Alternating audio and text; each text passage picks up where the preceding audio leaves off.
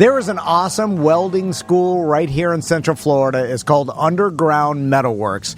Underground-metalworks.com. Yes, sir. It's owned by a BDM. BDM Jason. Yeah. And he can teach you to weld. He does a welding podcast. He's taught multiple people how to weld in insanely small, hands-on, awesome classes right there at his amazing shop. Yeah, super small classes with instructors that know what they're doing, MIG, TIG welding. Stick welding, all of it. Yeah, if you want to. Weekend classes. Do it for a hobby. Yeah, weekend classes, weekday classes. They've got a ton of different options. Yeah, and how deep do you want to go? 10% off if you enter promo code mediocre. Yeah, 10% off like Tom said, but are you looking to change careers?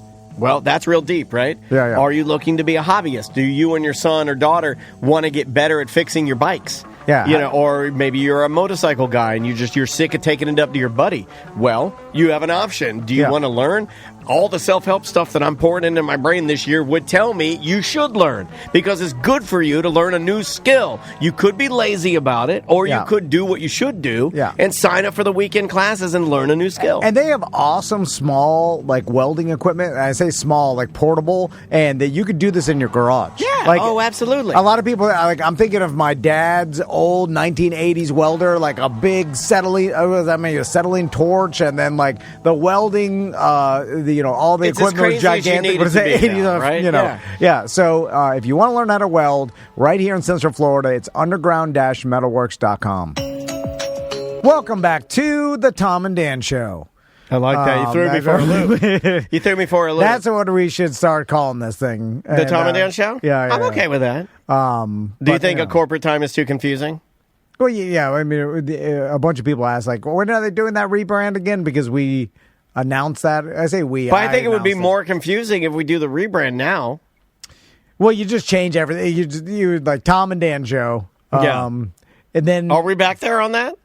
Well, Because, yes, you are correct. Okay, over the break, what Tom's referencing over the break, we did have a BDM, a listener. I like the dance. That was good. We had a BDM on the BDM page. If you're not a BDM member, you can sign up and get extra shows, private parties, be part of a community. TomandDan.com/registration. We had a gentleman on the BDM Facebook page basically say, hey, what happened to the rebrand? I thought they were going to rebrand a corporate time. And the plan earlier last year, and we kind of started teasing it, was that we were going to pull back from all of the specialized specific names of the show, and we're going to kind of go to a more umbrella brand name of just everything is under the umbrella of Tom and Dan. Yeah, which it kind of already was. And most of our logos, the Danger Brain have come up with. This would just be more intentional. It's just Tom and Dan, yeah. And then, so a corporate time is, we're dealing, the show's been around for 11 years now, going on 12 years. Yeah. And so 12 years ago was a different time than now, obviously. And I know it doesn't feel like that, especially to us older people, but that is... what was happening 12 years ago is different than now. Yeah. And back then when we started this, we didn't even know how long it was going to go. And it was it's a sister show to a mediocre time. That's why it's a corporate time. It's on terrestrial radio. It's censored. It made sense to our listeners, who were the only really listeners that we cared about, because we're hey, now mediocre time listeners are going to be able to hear this on the radio, and they'll get the joke, and then everybody will get more content, because at that time we were only doing one show a week. Correct. And they like the more content. Yeah. But then as 12 years go by, we have a lot of new listeners coming in, and we're promoting ourselves and stuff. So it doesn't even connect to why the hell the show is called a corporate time. No. There's no people connection don't even anymore. think about it. Yeah. And then when we've done a piss poor job of explaining it. We have. But then it's hard to explain every time. It's we're calling this a corporate time because it's a sister show to our original a mediocre time, which was uncensored. Yeah, but it's not our style either. We're not good explainers. Even if we did that once a month, it would have helped. We're more of that's the name of it. You know the name of it. Let's start making some jokes. And I appreciate that. So, and I go back and forth because I think about this all the time, I'm tortured by it. Yeah, I know. But one aspect, it's just leave it the same because people like the familiarity. That's where I am now. Of the routine of the same thing. No, I wasn't that. Prior to Christmas, I was more about the rebrand. Yeah. But for whatever reason, now I've changed my mind. Now I'm back like, it's fine. And then so like, why go through a bunch of rebrand and change it when it's people like it the way it is or whatever? And then but then the other side of it is you have a show that is out there that is confusing to the person that doesn't know about it. And that's where we got to focus on nowadays in a time. You want to be better. You want to make it easier for you to understand what you're listening to. Yeah, we need every listener we can get. Yes. And then, so in a time where it's like, what's your show called? A Corporate Time with Tom and Dan. It's like, is it a business podcast? Because especially now where it's like the radio show aspect, I'm not so worried about because your radio show could be named anything because you're on the radio amongst other radio shows, and there's nothing else there's other radio stations, but it's not the insane infinity of podcasts. Yeah, radio's way more rare than podcasts. And so you could name your radio show, and it could be, everybody kind of realizes radio is about a bunch of different topics. It's rarely about one, even like the Magic Mechanic and like other brokered shows that they pay for time. Yeah, those guys get off in the weeds about other topics and stuff too. It's not always about. They don't want to be doing click and clack. You know what they wanted to talk about? Porno. I can hear it in their voice. Click and clack. Those guys, a couple of pin-up perverts. You can hear it in their voice. But and they're definitely gone now that PBS has completely been nuked off the face of the planet. We're good. And nowadays, in 2026, moving the studio to Venezuela. Most podcasts in 2026 are about a particular topic, I feel. They're not as just generic and radio broadcasty as, like, I think those are the rarities, and the podcast about a particular topic is the majority. Agreed. So now that is a thing in society, calling your podcast a Corporate Time triggers anybody who doesn't know us to believe it's a business podcast. Oh, I'm sure it's happened a lot. Yeah, of course. Yeah, and they're like, oh, this is a podcast about business. Not interested. Yeah. And not a basically an improv comedy show about a variety about our own lives. It's very selfish. Yeah, it's very unique. But we're making fun of ourselves. We're making fun of everybody. A lot of making fun. Yeah, a lot of making fun. We make fun. And then just random. We love poking fun. Totally random. Don't know where it's going to go type of conversational improv that me and you have been doing for decades. Double decades. In the podcasting world, what is it, 16 years? 09. Yeah, 17 years. And then before that, we did how many years in radio? So, I mean, that's a lot. But so just in the podcast, so that's the dichotomy that I'm stuck with is like, leave it the same, it's fine, or and then just, the show is the same. Nothing changes. Yeah. It's just the name is just the Tom and Dan show. It would be a little bit. Like, we would probably change imaging on here, right? Or no? Would we just start calling it the Tom and Dan Show? Some of the imagery has always been about like joking about the corporate grind, and it's like we were leaning into the joke of like working in a building, the overhead, and we're up there late at night, and we're in the elevator, which was an glass ceiling, and women getting held down, which was an inside joke that from before we started doing the podcast full time, that working for the man, the bees stinging you, the anger bees in your stomach. You know what sucks now is we make our own bees now. We're hive men, right? We got these hives of bees. They still sting our stomachs just as much, except we're creating our own bees. And I almost feel like that's more insulting. I liked it better when I was getting stung by other people's bees. Well, having your own bees sting is hard. I was just talking to someone. And then we'll do voicemails, I promise. Okay, yeah. We said voicemails, then we got off into pontificating whether or not we're going to rebrand the show. I was just talking to someone else who runs a small business, and they're telling me the same. It's literally the same issues that everybody goes through and the same grind and stuff. And that's the thing about starting your small business or working for yourself, is it's the same amount of stress, sometimes even more, but just in a different way.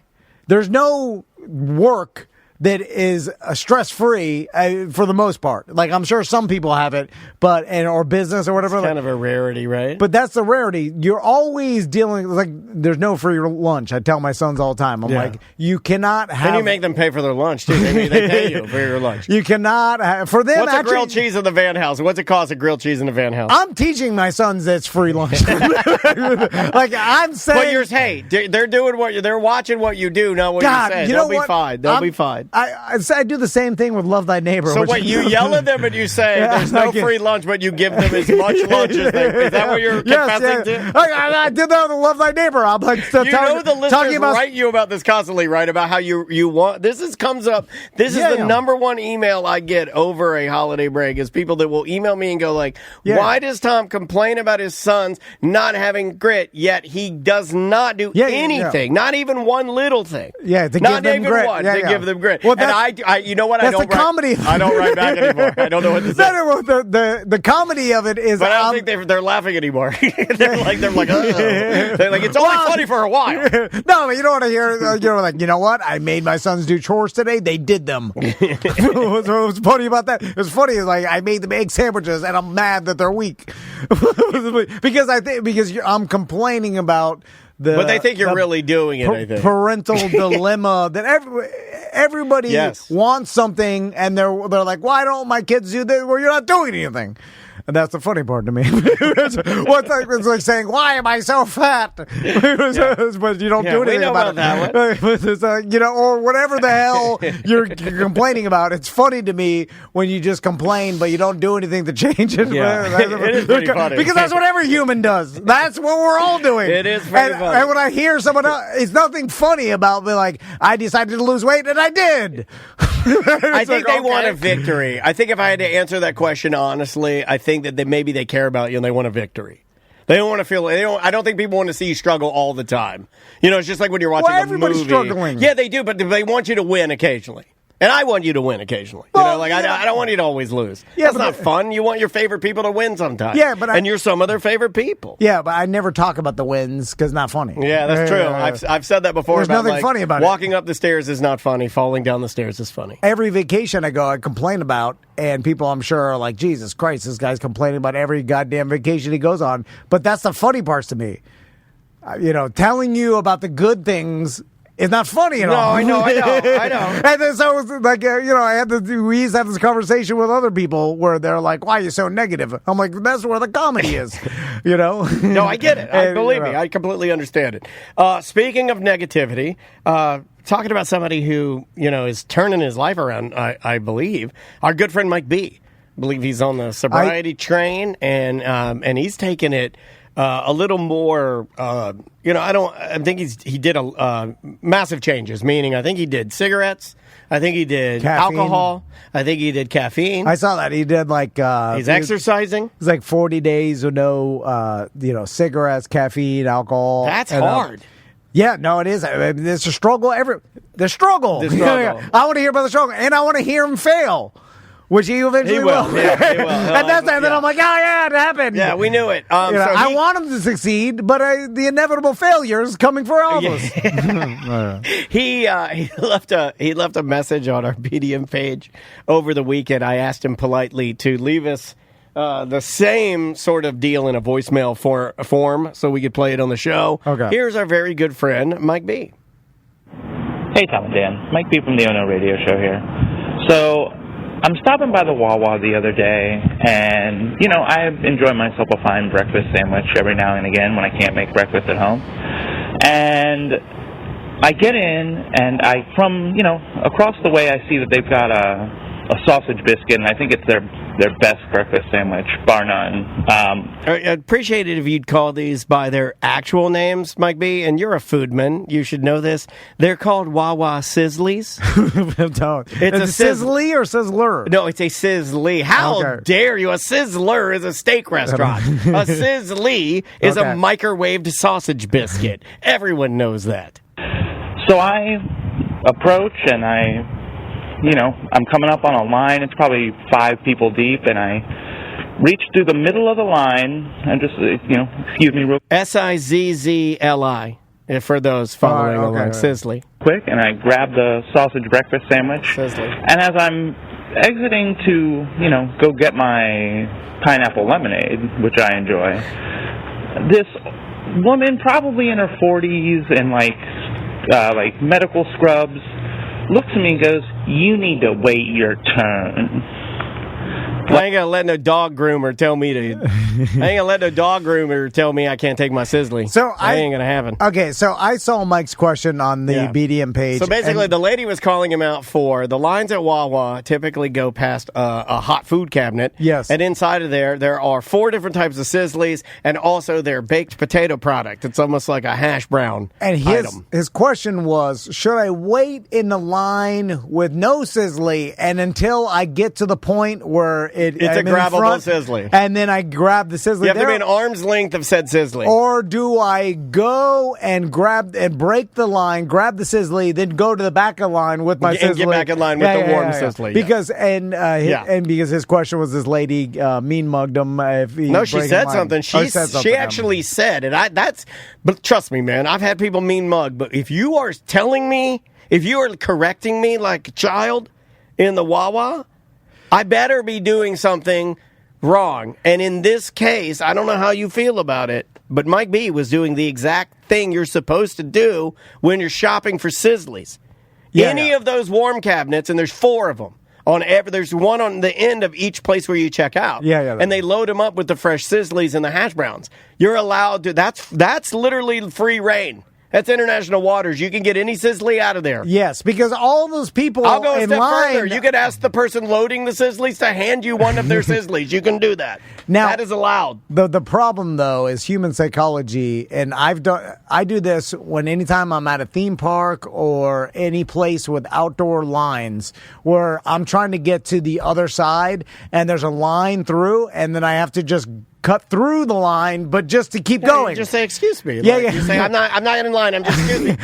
But I feel like it's hard. It's an energy suck. It is, because as soon as you start going towards it, people are they're mad. They coming at you with a anger energy. And then you have to proclaim like, "I'm going through," but it has to be this. What? Yeah, you know who ruined it? The guy that's like, "I'm not getting a line. I'm in line." That guy ruined it for us. In fact, when I'm in line and I see that the line is breaking through a walkway, I'll create a passageway for a berth. You're creating a berth. I'll berth a wide berth for people to walk through immediately. But I see people they'll stand in line nut to butt, trying to block, and then they're defensive about anybody, even if they're going through. They don't want. They see it as a chess match. The cutting of any sort, even to pass through, they take it as a personal insult. So I don't know.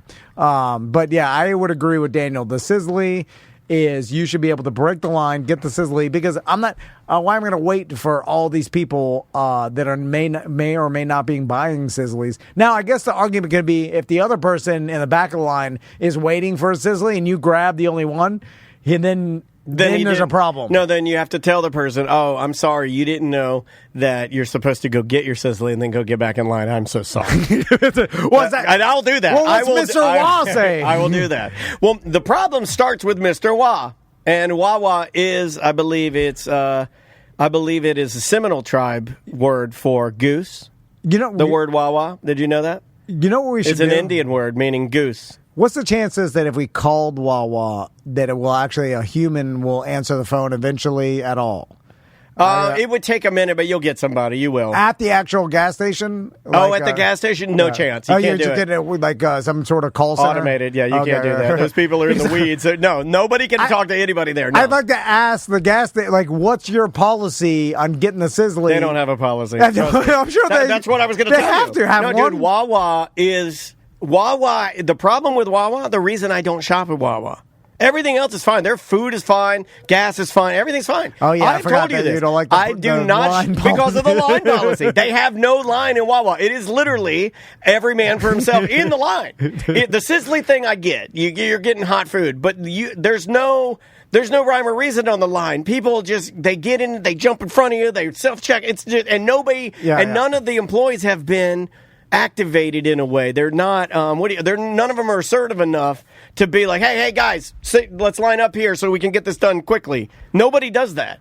Also, I'm mad. Because people are pussies now. They don't talk to each other. You can't look a person in the eye and say, hey, line up right. That's not allowed. If you do that, oh my God, that person now has to go to a shrink. I'm mad at Wawa self-checkout because... I sound like an old man. I gotta stop yelling. It makes me question whether or not I'm a bad person every time, because every time I'm scanning an item, putting it in my bag, I realize, I'm like, no one's watching. I could steal this. Yeah. You don't steal? I steal everything I buy. It's like, you're making it too... I'm making good people question their morality. You make me feel better about that because, I do think it'd be so easy. No one would ever know. I'll give you one. No one's ever checked my receipt or whatever. I do, and they confirm if you paid for your subs. And if you're a regular, you scan the thing, and then it says paid or they won't even present it. You can get out with it. Remember the homeless lady that stole my wife's coffee on her birthday? I went up to Wawa, got her coffee. Homeless lady just grabbed it, walked out the door. She didn't have pants on. That homeless lady didn't even have pants on. She walked out with the coffee. What are the Wawa people going to do? Chase her down? No, of course not. All right, well, let's take a break. We got some guests here, and we'll be right back with more Corporate Time. Welcome to A Corporate Time with Tom and Dan. I'm Tom. I am Dan. We're live on Twitch. We're live on YouTube. Come hang out. Join the chat room. Tons of people in there already. You could be seeing, we have guests. You could be seeing the fact live on your TV screen in 4K, beautiful 4K, that we are live with guests in studio right now for a live Weird Job. But first, do we have any business we got to get out of the way first? You can subscribe to become a BDM at tomandan.com. We're doing our annual BDM Appreciation Week coming up in April, and we're in the midst of preparing for the party at the end of the week. Indeed. And that's for BDMs only, and you got to be a BDM, a current paying BDM. A current paying BDM. We have a lot of golden BDMs ticket. that, we do have a golden ticket this year. Yeah. We'll talk and it's about the prize this year, a lot of places say golden ticket, and what do you get? You get a t-shirt or something. This is way better than that. It's 2 t-shirts. So let's hit it. All we got a Weird Job. I'm going dramatic for this one. New year. You gotta set the scene. All right. Wicked for good. How do you tell people you work at Sloth World? How do you tell people you work at Sloth World? How do you say that? How do you say that with a straight face? How do you? How do you do it? Seriously, there's an actual place called Sloth World. I've heard of it. And there's sloths all over the Come to Sloth World. See the buy the of sloth. Buy it. Sloth is here. You're causing yourself extra work. Yeah, well, I'll have to cut all of that out. We cannot curse on this show, but it brings the energy level up. On the couch with us, we have the president of the up-and-coming Sloth World that's opening him in February. It's coming for you, baby. Ben's here. How you doing, Ben? Great to be here. Thanks for having us. We also have the former first employee of Do D&D you Media. know that you were the first email address I ever made? Really? I had to learn how to use the Google administrative suite. Right. Like the Google admin, for those of you that have to do that. A lot of people think that you and I just talk about sloth crap all day. We just make a joke. No, there's some business stuff we have to do. You were the first email I ever made. Wow. Mhm. It's still active. I was happy to sell it at a couple beer places. It's still active. If you wanted to use it for porn sites and stuff. So I can be in Texas and get actual porn sites? Still use it. Still use it. So Matt is also here. How you doing, Thank Matt? you, Matt. So Ben, the president of Sloth World. So tell us about it. Sloth World is opening up in February, over an iDrive, correct? That's right. And it's the excited. the world's first slothatorium. Is that correct? Close. All right. Slotharium. A slothatorium is where they go and they eat like turkey and gravy. That's a slothatorium. He coined the phrase slotharium. That's slotharium. Okay, slotharium. Slothateria. Okay. Sorry, I even misspoke. It's a slothateria. So tell us about how this all started with Sloth World. A long time ago, I had a botanical garden that had a sloth. Okay, all right. And the focus was the botanical garden. However, when people would want to see Hold the on, wait, trees, real. This is the sloth version of Goodfellas. He's like, I always wanted. Do you hear me? It all started with a botanical garden that I owned and one lazy sloth. It was like the Goodfellas of sloth you're doing. he was a pretty active sloth. He's a Sloth good fellas. boy. His name was Brucey. Bruce, Okay. ties right in. He's got the Italian Ingo on him. Yeah. All right. So it turned out everybody who would visit the garden would meet the sloth, and everything they knew about the sloth was wrong. Okay. You know, they had the Zootopia knowledge in their head. All right. And they had Daniel was talking about that. You know what's so funny, man? You and I think there's a link up here because I said to Tom, I go, they villainize sloths in Zootopia, and he's like, why? Because he doesn't watch cartoons. He's an adult man, Right, well. and I'm a baby man, so I watch the cartoons, and I was Same. like, no, they made him like the DMV. He's a punchline. Yeah. They made the sloth a punchline. Made So it a you joke. were actively seeing this years ago. Oh, yeah. And I realized then that, I didn't realize people had such a visceral reaction to a sloth. As an example, a 15-year-old girl would come in, immediately just turn into a melted face of red and tears. So happy and overjoyed, about ready to pass out and fall on the floor, Facebook Living it with her friends, being, wow, I can't believe I'm seeing my spirit animal. And yet they still didn't know anything about them. That really just stuck in my mind really hard.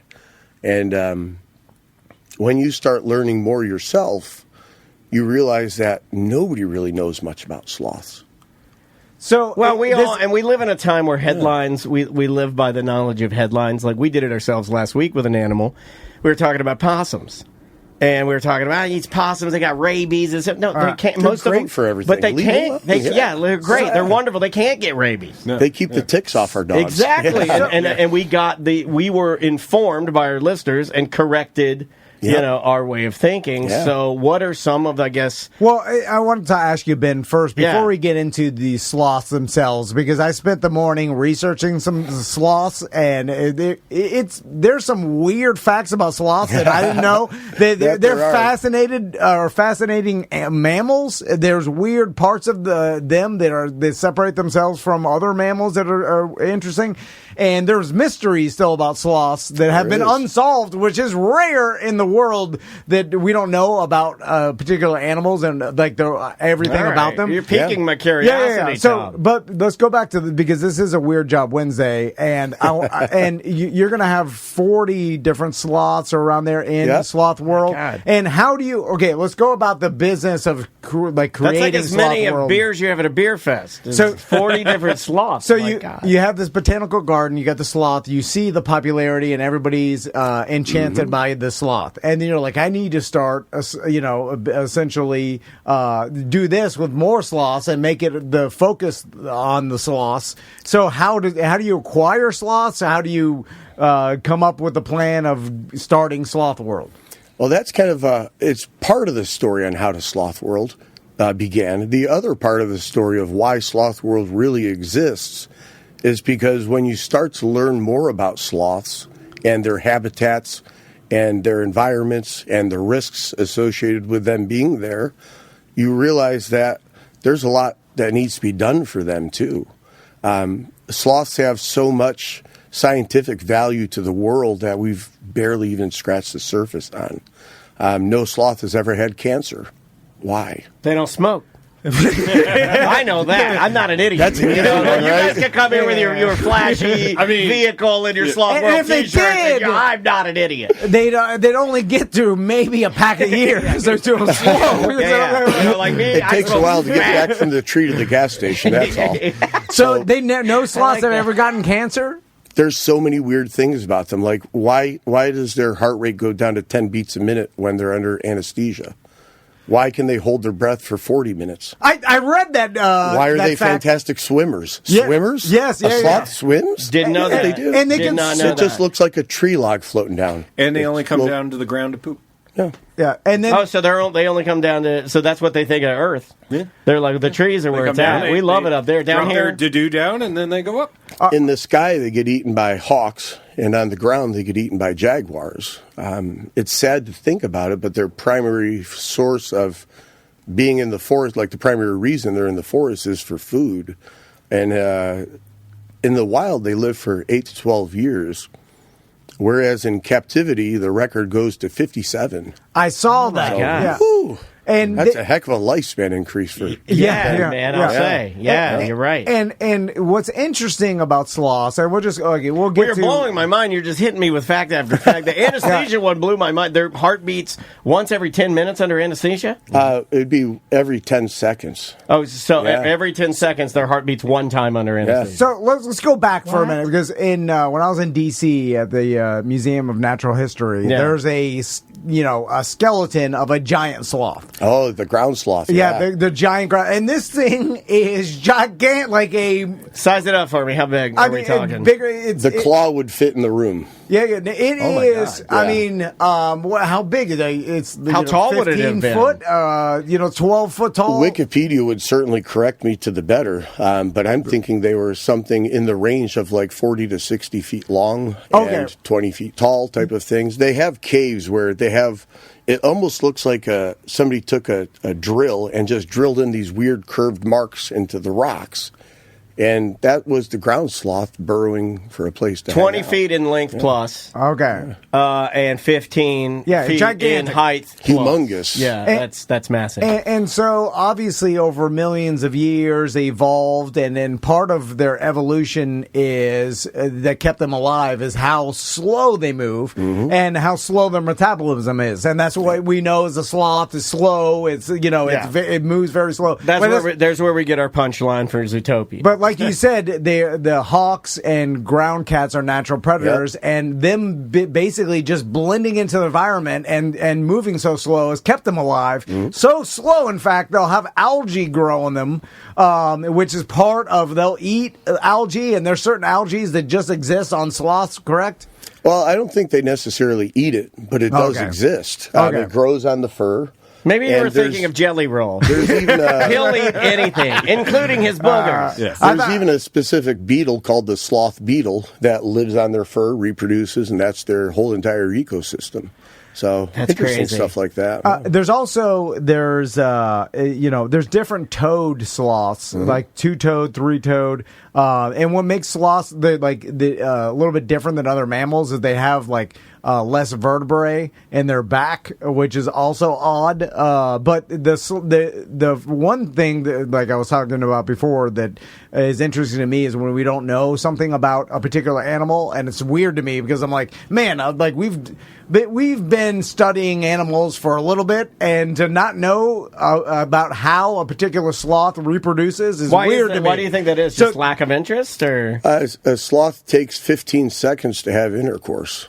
It's hard to film. And there's a sloth that lives in the wild that no one knows for sure. No one's seen them ever procreate, and they don't know exactly how they do it. And I'm like, that's weird. Maybe they just do it online. The thing is, it's so fast that it's. I mean, by the time you get a camera out, they're done. Which is weird. It's weird. It's the slowest animal, but yet. And I'm sure they've done the age-old, we've set up cameras in the environment. There's been enough in captivity for long enough under 24/7 cameras that it exists. But it's out there. We see it. That's the advantage that we're going to have at Sloth World is that we're going to have 40 of them, plus or minus a couple here and there, but people are going to be able to come research them. So we've got partnerships with schools and stuff that are going to be able to come research them in a controlled environment for the first time ever. So let's talk about Sloth World. When does it open exactly in February? We don't know the exact date. Okay. We're in the middle of construction right now. Okay. Lucky for us, we're ahead of it, too. You guys took over an old Calico Jack's, is that right? No, I'm joking. There was an old Disney gift shop that was humongous with high ceilings. It was absolutely perfect to build a truly tropical rainforest. I mean, the inside is completely redundant for all of its environmental systems. Nice. A lot of systems were invented for this, specialized humidity control. Wow. All the proper natural lighting and supplemental lighting where necessary. Real live versions of the trees they live in, South America. Oh, that's cool. The versions of the trees that they climb on and use as structural support are designed in the way of their natural habitats. It's really supposed to be the Ritz-Carlton rainforest, per se.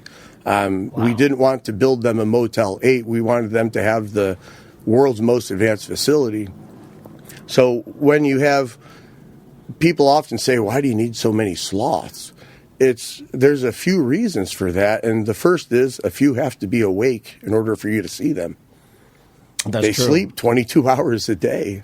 Yeah. When they don't sleep, they're running around foraging for food, and that's what you'll get to see at Sloth World, is be a part of being inside of their home through a 700-foot-long spaghetti-shaped exhibit pathway with a tour guide who is not just a tour guide, but is a veterinarian science expert, or perhaps even our veterinarians or biologists. Ooh, what if it was actually a sloth that was leading you through? We do have How cool would that masks. be? That would be neat. Yeah, if the sloth was like, these I'm people- a bit more advanced than my brethren. These folks have been working with our sloths for a long time, and we hire the experts for this, and we train cool. accordingly. So it's more than just a tour. You're talking with the people that work with them every day. They're not just tour guides. They work with the sloth and give the tours. Everybody does the same role. What kind of relationship I don't want to use the term trainer because I don't know if you train sloths. Sloth ambassadors. Okay, ambassador. Yeah. That's a better when you're, can you get out of them kind of what you would any other animal that do they have repetitive behaviors that Very much so. that you can almost communicate with them as a human, and they kind of get it as best When they can, you've- just like a dolphin or anything else. When you've had sloths for a while, some of ours are captive born, which means they're naturally used to the environment, and they simply are happy to be there. Their biggest goal is, where's my food? Where's my water? Even though they don't really even drink too much. And some super fast boofing every once in a while. I just want food, some water, super fast boofing. And then they're happy that's to what go everybody plank wants. or Is it sit in a mounting hammock. boofing, or what kind of sloth intercourse is it happening? Oh, it's a mount. It's a 15-second It's a mount, doggy though. style. Okay, it's a fast it's doggy. 15 seconds of doggy. Yeah, We'll have a premium ticket for that. Yeah, Watch it. advanced Not that I wanna purchase see. required for that. Yeah, exactly. Because I want to see something go so slow over to the mountain fast, super fast. Yeah, do they make any noise They don't. at That- all? Like they're when kind they're of first born and a newborn, they can make a little gentle squeak. It's okay. it's adorable. But their And- their whole lives they've evolved to be as still and as silent as possible, and because pretty that's cool. kept them alive. And The females, when they're ready for a male, can sometimes let out a squeak, and that doesn't take long to resolve that. So you don't hear them make noise much in the wild. And that's ever. and that's Makes part of sense. the reason why they don't have so many babies, and they only have one a year. One at a time, Is yeah. because a lot of them can't get to each other in the wild because they do move too slow. They won't go to the ground. Oh yeah, if she's running away and I'm running to her, I was like, oh my god, we're going to be at this for years. It's going to take a while to get to it. Yeah. Oh my god. They're generally and then it's 15 seconds. yeah, if one generally train leaves perpetually Albuquerque, pregnant. Okay. So perpetually pregnant, they're always pregnant. They'll have a sloth baby on them while they have a sloth baby in them. And then when the next baby's ready to come out, the first sloth gets kicked off. And I like that's the how next your one wife did hops it. out. Yeah. right? Don't you call that Irish sloths? So how that's long called do Irish sloths? I did read that the babies will lick their mother's lips to get food. Yeah, that's called the scared straight. Where you have to lift All the sugar natural off it. bacteria in their mouths is what creates the biome in their own bellies. Okay. So when you feed a sloth a leaf, that doesn't feed the sloth. The bacteria in their belly makes the food for the sloth. So literally, the bacteria created from the quote unquote food it's ingesting is the nutrients that it gets, not necessarily the leaf. Because the And leaf additionally, sloths do have nipples. So there is the colostrum from that, similar to a mom. I'm not sure if it's actually called that colostrum as the term. Could you milk me, Tom? I'm sorry. He has nipples. Every time I hear, anytime I hear nipples, It always goes back to anytime I hear, nipples, yeah. I hear the word nipples, I say milk me, and then I yell fockers. But if you have a baby that's separated from the mom, as in maybe the mom was run over by a car in the wild and the baby's just there, you have to use natural goat's milk. So that's the only real sloth baby supplement that's out there. Really? Wow. Just goat's milk? Straight up goat's milk. Don't pasteurize it. Don't homogenize it. Just And the Get sloth it will to be it. okay. And to go back to the feeding and everything, we have the vice president of the entire sloth world. He wrote the book on how to take care of sloths in captivity and everything. And It's called How to Take Care of Sloths. And he wrote I think that is actually what the book is called. Yeah. But Pete is He doesn't beat is around the bush. There's no premier person on how to keep them alive in captivity, because sometimes they'll be there for a year and then they pass because they didn't know how to take care of them. We just saw something at the Brevard Zoo where one of them was only around for 7 years, and we're expecting ours to be around for decades. So, like Rob Dyrdek. He's going to live to 150. The diet and the environment is crucial to a What sloth. about stress to the sloths? Are they hardy animals? Are they? That's one really unique thing about sloths is that everybody thinks they're happy and stress-free. That is completely wrong. Mm-hmm. A sloth doesn't show stress. So they don't sweat, they don't shiver, they don't show stress, they don't make noise.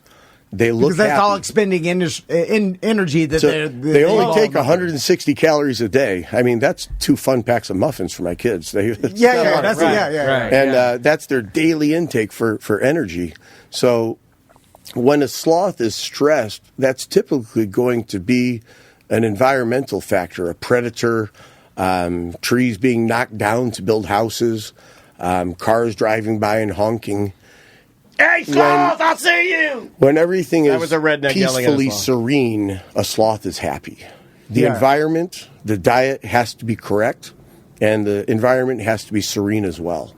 So at Sloth World, we have small tours. It's only a dozen in a group of tours. Nice. And they pass by peacefully and quietly, wearing headsets, hearing the conversation. We're not bothering the sloths in there. It's such a small movement of people. It's not Magic Kingdom. There's not 30,000 people I like inside. the chill vibe, though. Yeah. It's a chill sloth vibe. And the that's also, sloths come first. The customers come second. You have to have You're lucky the to be correct seeing them. everything. Yeah. You're in their home, so respect their boundaries, respect their wishes. I like that. That's also why we don't have one on tour. Like, we're not taking it around. We've had media requests from everybody. Like, oh, can you bring one by? Can we hold it? Can we? You cannot.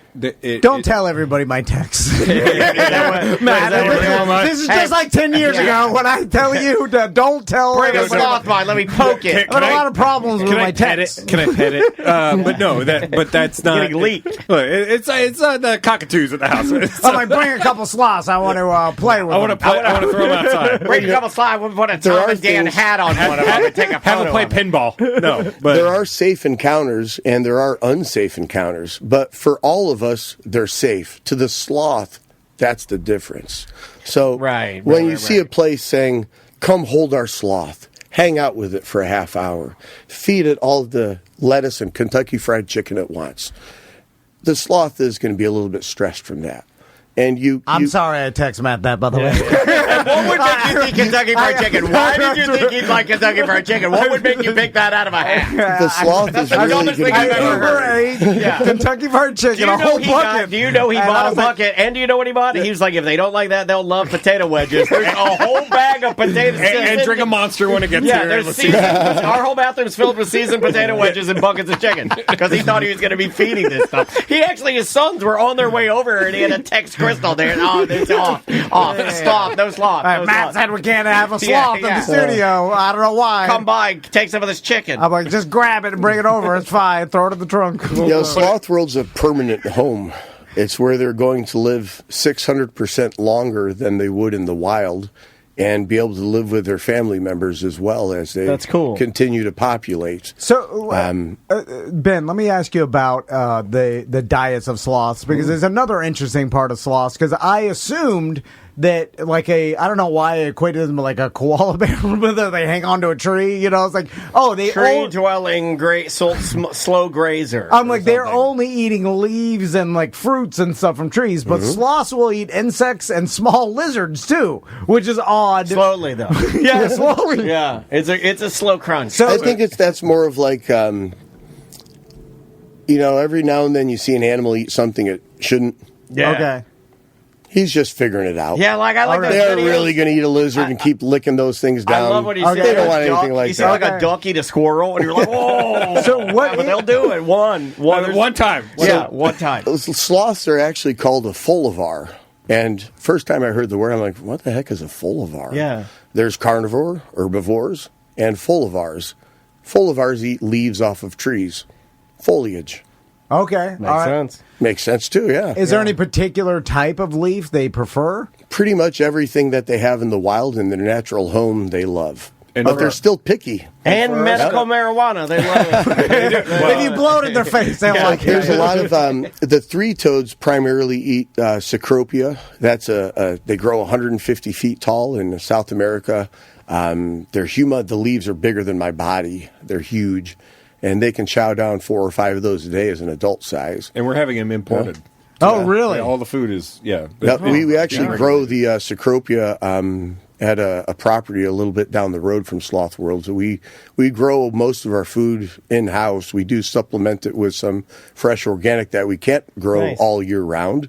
But we grow our own microgreens. We grow our own cecropia, tropical almond. Hibiscus, of course. Hibiscus is a sloth's dessert. That's how you make a friend with one, is offer a hibiscus. He'll be your best friend forever. That's crazy. But, it's kind of like the sulcata tortoises, like a prickly pear. Yes. For a sloth, that's the hibiscus. And any color, any flavor, they just love it. They'll chew those things down no matter how full they are. Interesting. So having the right food that's pesticide-free, free from other pests, or pesticide-free and pest-free, Sure. duh. Yeah. But free from other types of fungal and bacterial infections.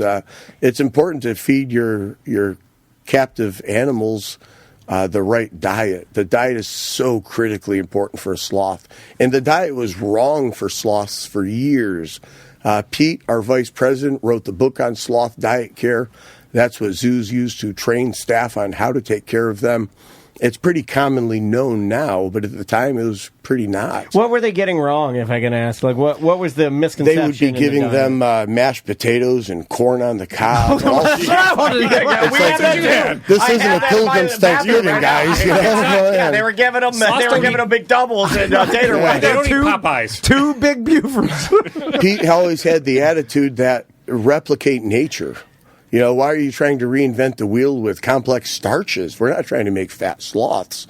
So Pete really realized early on and got all the diets and suggestions for browse and whatnot taken care of so that the world knew what to do. Can a sloth actually attack anything? Does it have that instinct, or has that been evolved out of them? And will they just be? You mean like a manatee? Yeah. A fascinating fact. They say manatees, are nature's coward, and they can't. They won't even protect their young like other animals. Like most animals, even animals that won't attack, they'll attack you if you're attacking their young, or like back them into a corner. They'll stand there and watch you kill their young. Like they don't have it in it. It has been evolved out of them. There's no reason. And I tell them that too. I'm like, you don't have it in you, dude. No, I like to say that sloths are amateur boxers. Okay. So their goal is to stay in the tree, but if they can knock the other one out of the tree, hey, you won. Good job. Oh, okay. And typically it's going to be the teenage males. Those are the boys that typically they like to spar every now and then. But that's going to be in more of when they're looking for a mate. Okay, so like most animals. Like, hey, I want that one. Leave her alone. She's mine. Yeah. When they're just hanging around having fun, they typically don't bother each other. You can have groups of 5 or 6 of them cuddling together sometimes. They sound quite lovely, like honestly. Like they are. Their demeanor, what they do. Like, they're not harming anybody. They're just kind of doing their thing. They do serve their purpose. They serve it well.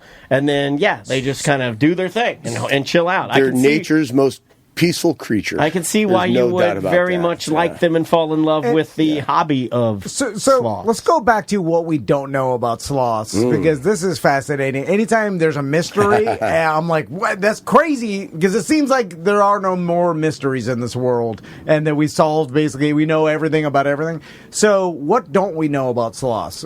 Well, first we need to figure out how we get the mystery solved before we can even figure out what mysteries there are to solve. And first, that requires money. Right. Who pays for sloth research?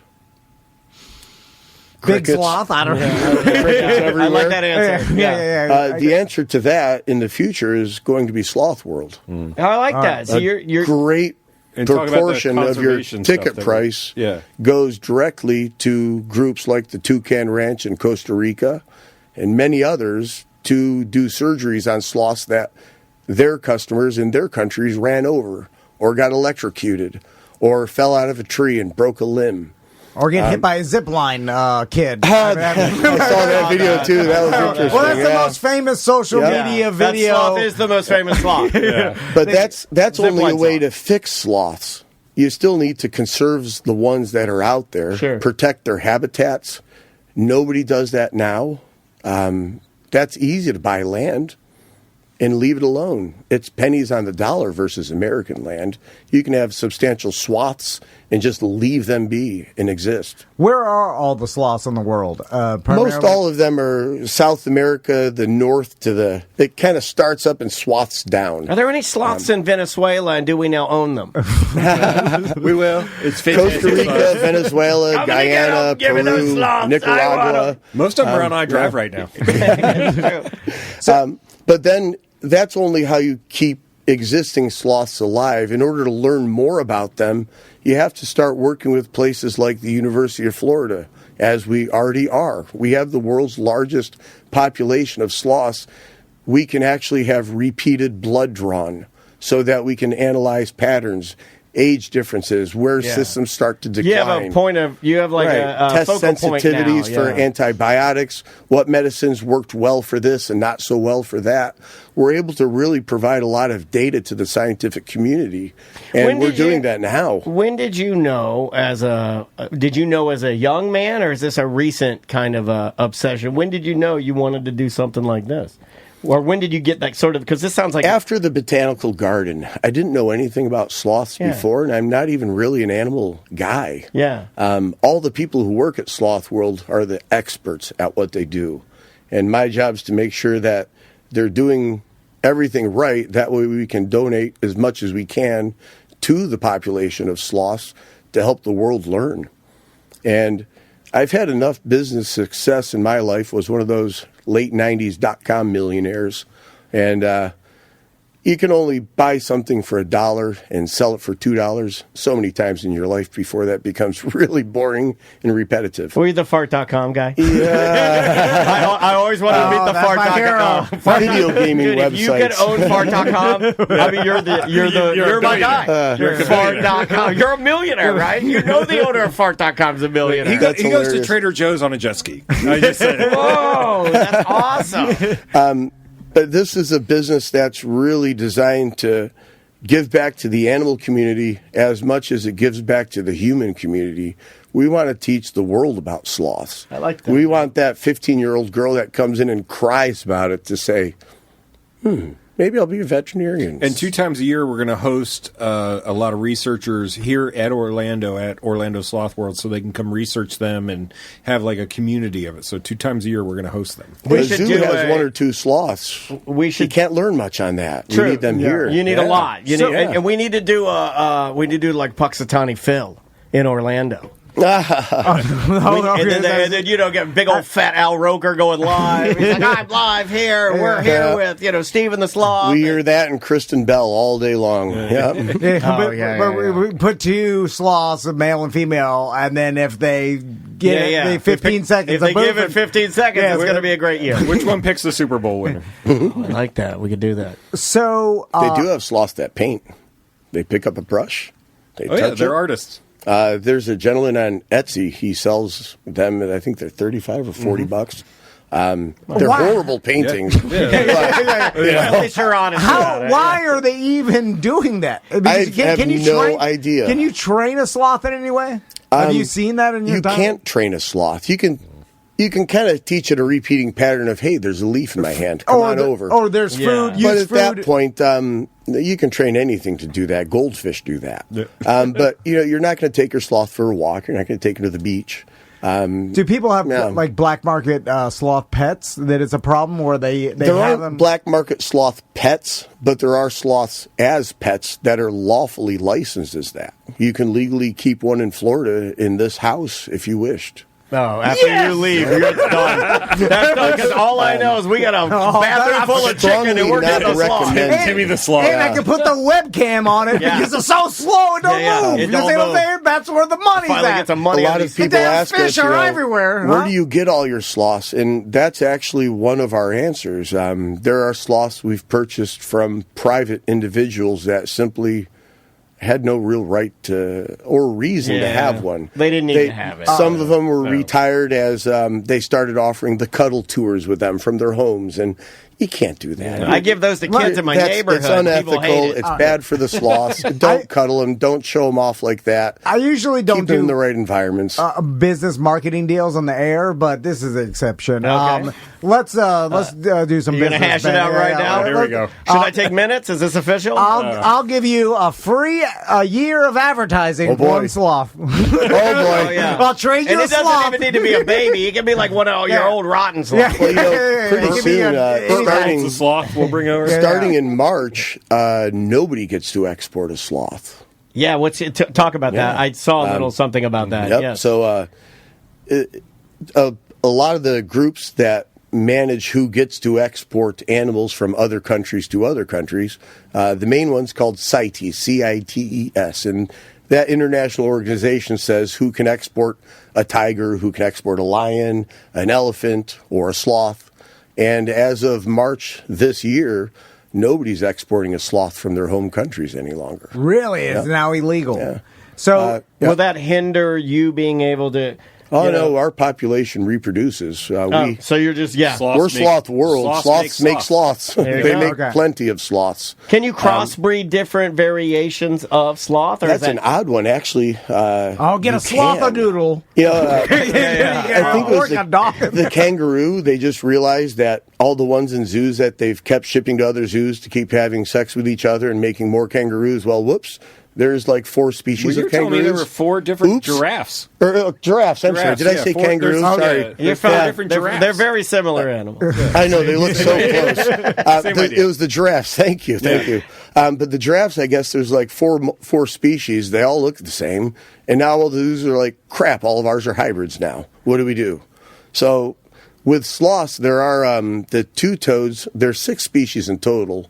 4 of them have 3 toes on all of their arms. Okay. 3, 3, 3, 3. Okay.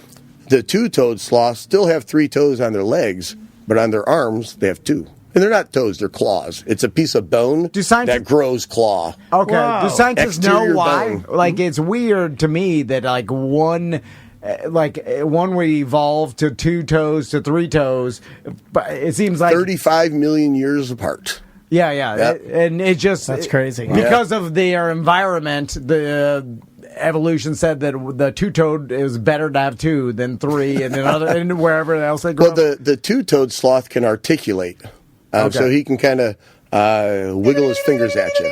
Okay. A 3-toed can simply close, open. All right. They can't articulate each finger individually. Different versions of the Terminator. A 2-toed T2, sloth T3. can turn around and look directly behind you. They have 270 degrees of movement. Whoa. That's creepy. First time you see that, you're like, whoa. Yeah, that's He's bone looking underneath around me. It's very interesting. The 2-toed and 3-toed sloths have different diets. They have the same environments, but one has an extra vertebrae. There's other bone differences between the two, but 35 million years of evolution separating the two from different species to begin with. Okay. They weren't related and branched off. They were related way before and branched off separately from there. And will they we didn't even know this last year. Wow. Scientists finished that report, I think, like August last year it came out. Nobody knew this before. You're a pretty exciting business, man. There's So, there's stuff on the horizon. when we can start here. offering grants to more scientists with Sloth World money to pay for more research, we're going to learn a lot. I can't wait to see what we learn. That's exciting. That is very Will cool. a two-toed and three-toed sloth mate with each other? Nope. No. Well, they could try, but It's only 14 seconds. it wouldn't work. Okay, yeah. They couldn't reproduce. They can't reproduce. Okay, That's because correct. they're so far apart. They're a genetically. completely different species. Interesting. That's And nuts. also, sloths have a lot less muscle mass than you would think. By it's like they have way less muscle mass than other mammals, and most Does of that make them less you would dense? think because they're holding on to Tendons. trees. Yeah. Okay, so they're... Yep. So it's bones, tendons, and... You might see a sloth that's been dead in a tree for 10 years and is simply tendonly attached still. Well, and you were telling me that they, Really? So they've been dead for 10 years and they're just hanging there. Still locked. that poachers Still locked. poachers will attack them just for their tendons. That's right? crazy. Yeah, That's they part make of one it of the into ways a rope they get attacked in their home in the countries. wild is that they take their tendons out and use them for ropes and stuff. Because God, they're- they know we have Amazon. You can buy ropes. We've been telling them that, man. but Buy the ropes. they don't have the right shipping down there. I mean, it's interesting yeah, but it's not because sloth tendon you strength. think let's go visit some sloths in the wild. Have fun. Yeah. You're going through cities that aren't cities, that have dirt roads that lead to trails, that lead to a river with a guy in a kayak that's not even a kayak, and no glass bottoms on these things. Yeah. And you're passing Kids jump. anacondas to get to these things. I mean, have fun, guys. They're far But their deep in the habitat's jungle. getting decimated right now. Guyana's going nuts with oil, gas, diamonds. And they're just destroying the rainforest right now, and there's a lot of displaced sloths for that. And the more of that we can grab up in advance of that happening, while land's still cheap there, The better. The better, yeah. Well, it's super interesting. Yeah. The sloth is a fascinating creature. It's a fan And favorite yeah. among little girls. You nailed it. When you talk about the Everybody. 15-year-old, Yeah. like all the dance girls that my daughter is around, like, I mean, it's top 5. I didn't know how many sloth tattoos existed on men's shoulders yeah. either. Oh, yeah, that's Legs, awesome. too? And Wow. one thing to get out there is go to slothworld.com right now, because what we're doing is it's the earlier you get your tickets, once we have our actual opening date, you'll be able to reserve your time to come in, because it is a timed attraction type thing where you have to reserve your time, reserve your day. So the earlier you buy your tickets now, then once we have that release date, you'll get an email and then you can come get your date. There you go. Awesome. Well, Ben, Matt, Yeah, thanks this for was coming good. Hey, by. thank you guys Appreciate for it. being so fun. That was really... Thanks for having us. Excited. Congrats. I'm really excited Thank for you, you. man. It's going to be fun. And- We just want to teach the world about sloths. Well, we'll We'll come name a by. couple of the babies Tom and Dan, and you guys Well, can come there's out. no way that I'm not going to be with my daughter liking animals the way she. I mean, you'll see me. I'll see you soon. Yep. You know, like this will be fun, man. I'm excited for you guys. Yeah, and it's super interesting business, and the fact that it's the first ever in the world In our backyard. is weird to me too. That no one else has done anything like. Well, we're this. hoping to expand it. Like, I mean, we're starting in this little place right on iDrive, and then we're hoping it gets bigger and bigger and bigger, and we're all over the world at some point to show everybody how great these animals are. There Awesome. you go. Well, Ben, Matt, The thanks more we again. can educate the public and share the true nature of the sloths, that's what's going to really make a difference. Indeed. So, Hey, thank you guys so much for being on Weird Job. We appreciate it. yep, Thanks. and we'll see you tomorrow. Welcome to A Corporate Time with Tom and Dan. I'm Tom. I am Dan. We're live on Twitch and YouTube. Come hang out. We'd love to have you in the chat room. Tons of people in there right now, like EJ, our buddy SJ. A lot of guys that have 2 initials and the second letter is J. We have a lot of those guys. I like that. I like the Yeah. 2 initial guys. We have a 'cause lot I'm of one myself. Yeah, we have a TC. You know, we have Robert in there. We got a lot of people in there. Come on over. Just search at Tom and Dan Live. Jump in the chat room. Stream us. You know, catch it live. When listeners call me TC, I'm like, you don't know me like that. I'm joking. Yeah. You call me People, anything. you know what people do that? People do this to me I- all the time, and I think they think it's cool. But I'm going to pull the curtain back a little bit. Okay. For years, my mom and dad called me Dan Lee because my middle name is Lee, my first name Daniel. There will be listeners that will write me, and then when they write me an email, they'll put Dan Lee, and they think that is some way buddy, chum, and chum. Well, pal. they know, yeah. It's No. a person more. You don't know It me shows like they that. listen, though. It shows you listen. And they know you. But it's a step too far. It's a step too far. I don't know you like that. And a lot of times they'll do it, and then it's almost, and then they'll start giving me the business. Don't do that. Don't do that. I've also You don't know me like that. I've never called Daniel Dan outside of You'll do of it the like when show. you're talking to clients. You'll be like, "Well, Dan." Oh feels yeah, like because that's this. how they know Yeah. you. You have your But- business brain on. Anyway, Yeah. Joey Mozan's here. How you doing, Joey? What's up, guys? So I see you're growing a beard too. Is this to shame Tom? Are all the male, and because this is not fair, and you would think I support this. I do not support the bullying, the act of bullying of my business partner. Ross is growing. Ross's beard is completely out of control, and now he has long homeless man hair. well, he's got the full Galifianakis. Yeah, it's humongous. You're now growing a beard. Busdecker, have you seen Busdecker's He's growing a beard? Have you seen him? There is a brand new photo of Busdecker that came out today with Brendan O'Connor, the Orlando Shine. That's Bus and Brendan, namely Brendan. Brendan does all the heavy lifting. Bus is just a carbuncle in the ass of Brendan. And this guy's growing a beard to bully you. And I'm going to tell you with something else. It looks pretty good. It looks pretty good on Bus. Well, I'm bringing back the Beardo Weirdo. Yeah, Beardo Weirdo's back. Where I have just hair on my jawline under my neck. Yeah, I got what's worse than a neck beard? A Tom beard. I got the Andrew Luck weirdo. Oh, so you got chin the strap. sucker look, the old sucker look. The Amish chin strap. It's a long, like it's somehow it's black but also wispy. It's black and see through. Yeah, it's like translucent black. Yeah. Some would say you can see my neck through my beard. Your beard looks like window tint.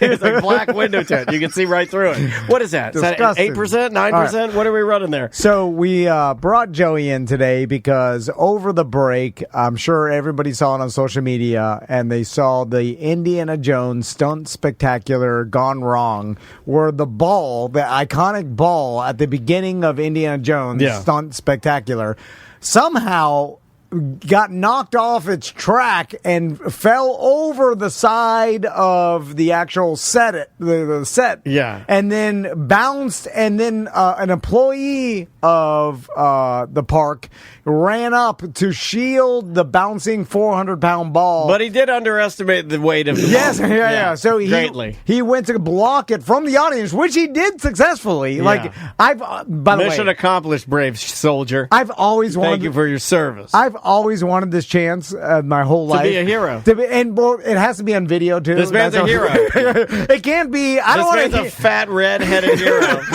I don't want to be a hero no one sees. I want to be this hero where it's not only in front of Do you think I agree with you or disagree with you? What? On what you're saying right now. If you're going to be a hero, I want it to be seen. Do you think I agree with that statement or not? Oh, I think you agree. I agree with it. What's the value of I am very anti-secret heroes. anonymous heroes? What the hell? What does that do? That's why when I'm big on this, if you give to a GoFundMe and you're the top donation, put your name on it. Put your name on it. Let people know you're helping them. So what's interesting about that is it kind of gave a glimpse into all. Should we play the video? Yeah, here. Because I was surprised. Because once I saw this, I was like, "Whoa!" We've all been thinking about what this ball really. Because they always. Never thought about what you the never ball thought. was. No. Because they explain. Okay, Joey. It's 400 pounds of foam rubber. It's a 400-pound bouncing ball. As a kid, remember when you would put the 50 cents in the thing and you get the one that's about the size of your palm? And you'd smash it on the ground, it would go flying? Do that with a 400-pound ball. Imagine what that would do. It rocketed the staff I used to member. take home some listeners that were 400-pound balls and roll around with them. Let's just say my stunt spectacular was less spectacular. Oh, you want to know how to find the wet spot? I'll tell you. My stepdad. They called me Flower Indiana Jones because I was just rolling them and looking for wet spots the whole time. That's all I did. Didn't even carry a whip. Didn't carry a pistol, but I carried a bag of flour. They called me Flower Jones. that thing that he takes the idol with as a bag of flour. It's a bag of flour. A lot of people don't know that. Oh my God! How are you going to find the wet spot, Jones? You left your flour behind. Dr. Jones, you'll find the wet spot. Anyway, you're allowed to say that's a movie character.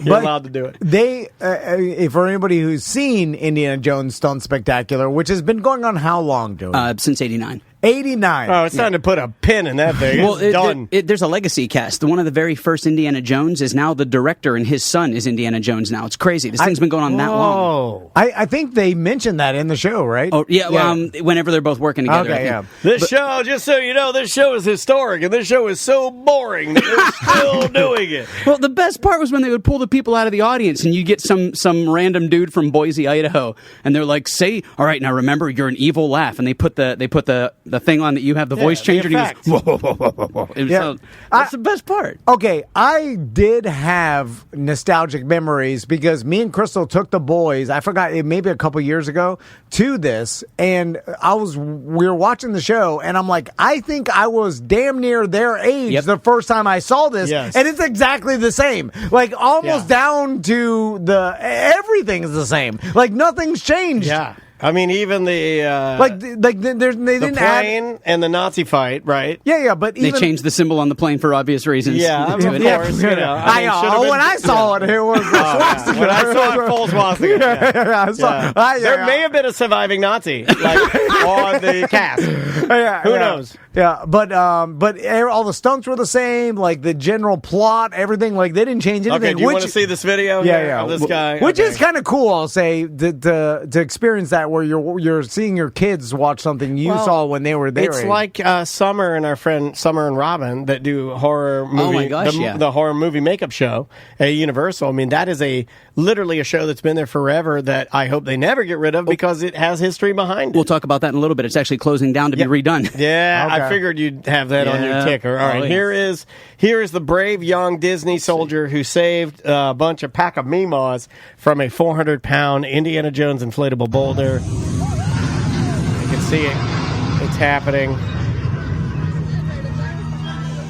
And you can hear the ladies laugh at him immediately when he gets hurt. Have you noticed Here comes that? the ball out. Oh, it's off the course. He runs up and whack-a-mole. Oh, man. It knocks him out of his shoes. It hits him so hard. But if you look close, you can see what he was trying to do.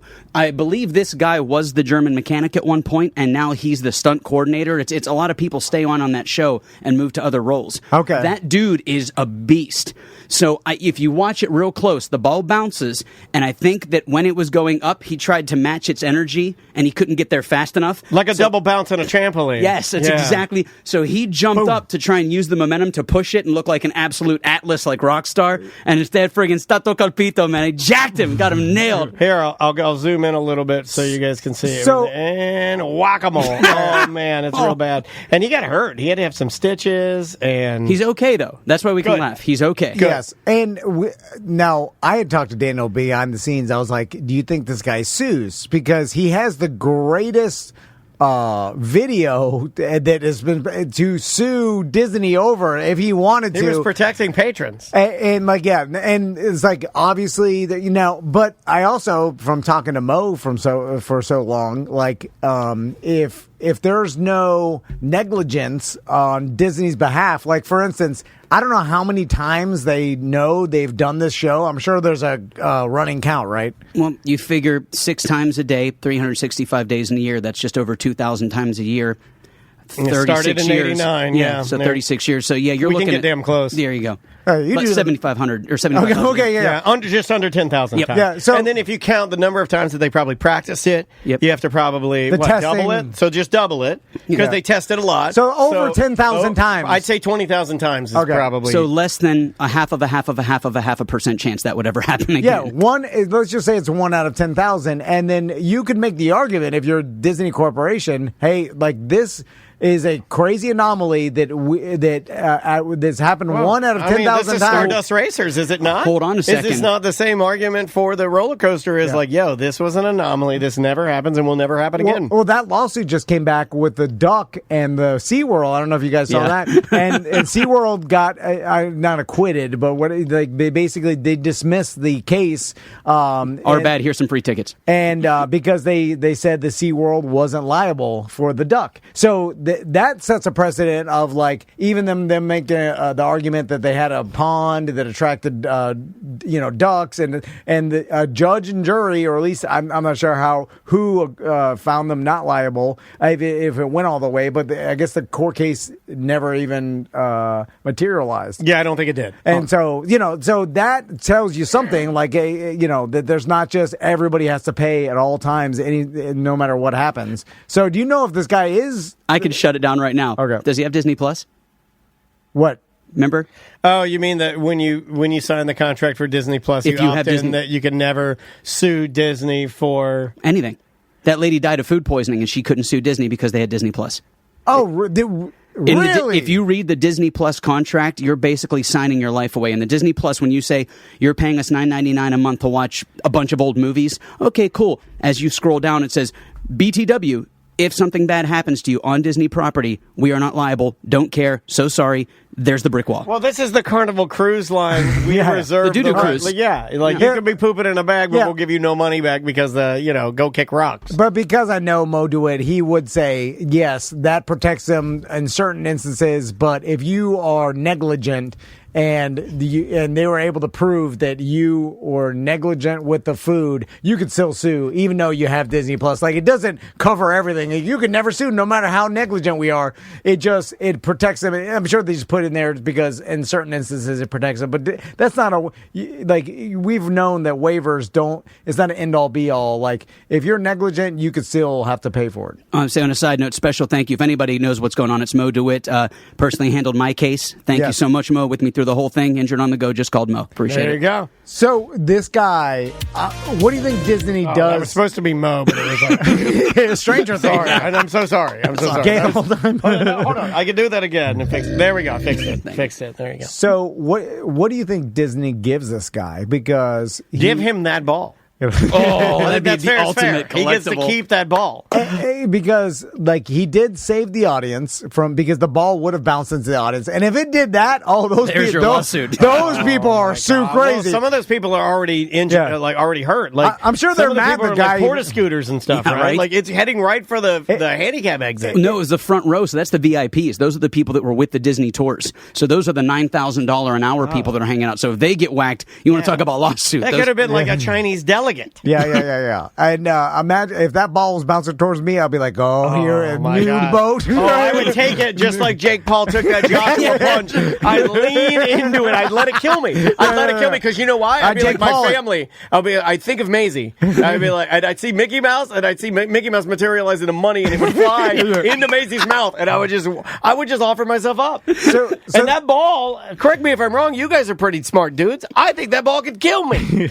I'm perfect to be killed by that ball. What I would love is if it bounced you just right that you hurt your back, and then all of a sudden you recover, you're $1 billion richer. That's called the Magoo, where it bounces you like where you've never felt better. Yeah. So essentially, this cast member potentially could have saved Disney millions of dollars in lawsuits if this thing bounces into the audience. 100%. So what do they do for him, or do they do you get a special pen that's made of gold? You read my mind. I was say he gets a special gold pen and a big old thank you, which is crap. They have to give him more than that. Well, don't they have like a Medal of Honor that they give Disney? Yeah, it's the golden cheese or something. Just give him don't money. They have something that's like a Disney? Hold on, Disney Purple Heart. It's a Disney Purple Heart. Give the guy $30,000 bonus. I mean, that's a drop in the bucket for the amount of money they saved. If you really want to deep dive on a Disney lawsuit, if we have time, I got a great one for you. It's the Legends Award. Maybe they'll give him a Disney Legends Award. I don't want any rewards. I want $30,000. But Disney giant corporation that they no money. Yeah. Honestly, and if you get out of here, you're fired. That's what I was going to say. If you talk to any Disney employee that's been with the company long enough, they have like a legacy award, 15, 20 years, and you're like, you have to sue the company.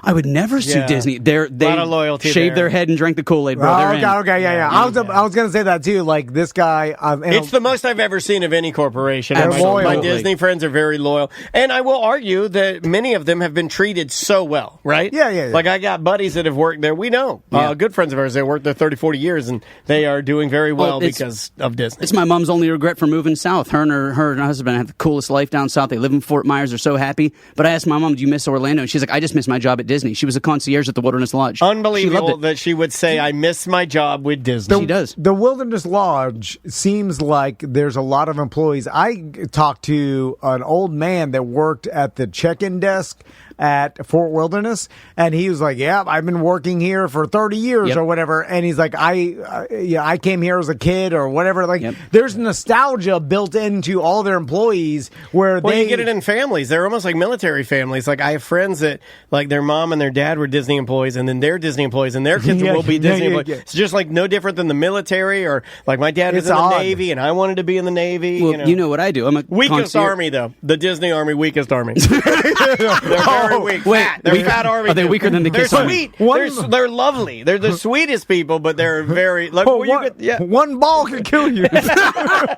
Release the balls, kill the Disney Army. But yeah, you know what I do. I'm a host, a concierge. Yeah. That's what my mom did at the Wilderness Lodge, and every year for 7 years, like the families would come. You were born into it, dude. Yeah, It's so crazy. It's the family business. It is. Yeah. And but that every year people would come back and they'd look for the little girls would be, "Oh, it's good to see you again." They remembered her. So I get it, man. There's a lot of love there. I can understand why she liked it. My dad's favorite job was driving a school bus with little kids. He had a rapport with them. He liked the kids. They liked him. He's awesome. like, it was literally the most fun. He's like, you can't make any money doing it, but if you're asking me what's the most fun I had, driving those kids around, keeping them safe, and just like chirping them, he's like, I loved it. What a rock star. That's so cool. I mean, well, he didn't do it very long because, poor. He just, support his family, like.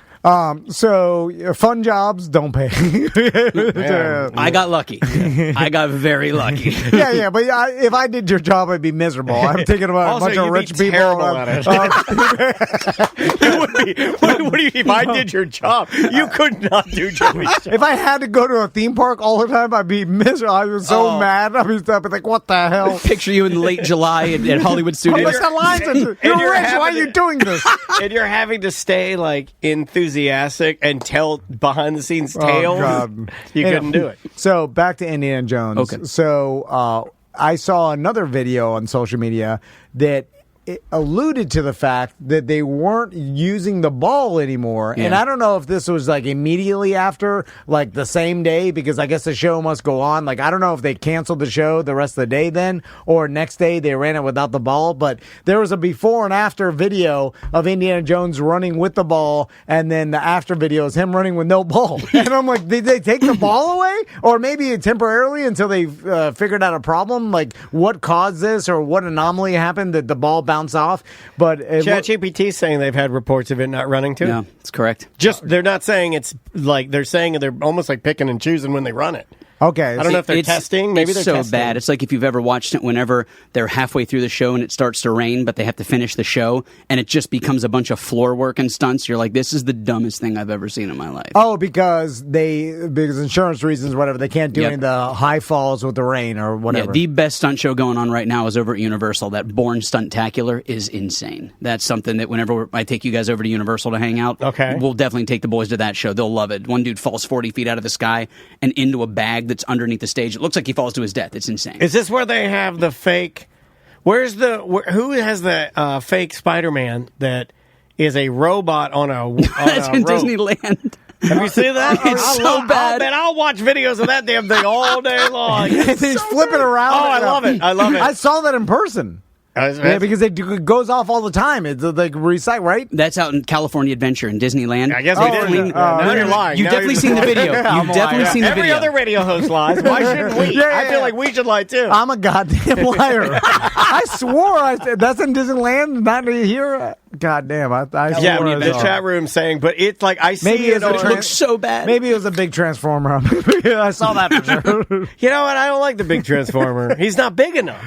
Yeah. He's just big enough to anger me that he's not big enough. And then I'm like, I see your New Balance. I can see her bulge Optimus Prime. Dude, have you seen the placement of the sword? It looks like he's got a. It's right here. I see Bumblebee. So what do you think they do with this show, Joey? I mean, or did they just fix the ball and then continue on, or do you think this starts them changing this beginning of the end? Yeah, beginning of the end. Yeah. It honestly, that show was dead by the fourth Indiana Jones movie. If they were smart, what they would have done is the original And everything is a rumor. Everything's a rumor. So the chat, please light me up and tell me I'm wrong, because it's happened before and God knows it'll happen again.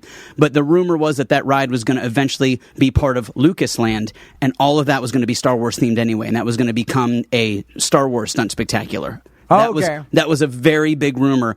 And then there's rumors that Star Tours was going to be part of Star Wars Land and the Muppets, but now that's Monsters Inc. It's nobody knows. So, but it needs to be changed. Is the point? It needs a refresh. What's crazy about Anomalies is Disney lives its entire life only protecting themselves from lawsuits. Of course. Because that's the most expensive thing that could hurt them, right?